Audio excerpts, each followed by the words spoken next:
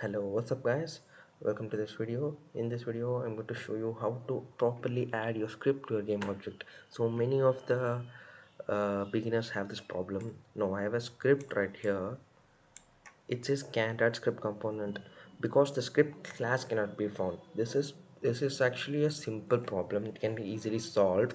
It says camera shaker right here, but in my project it's have just camera. So I'm going to add shaker. Just make sure that the script name and your class name are the same and save. All right, now let's try to, is it saved? Yep. Now let's try to add this script. Just a sec. All right, and there you go. That's as easy as that. Just make sure the class name and the script name are the same.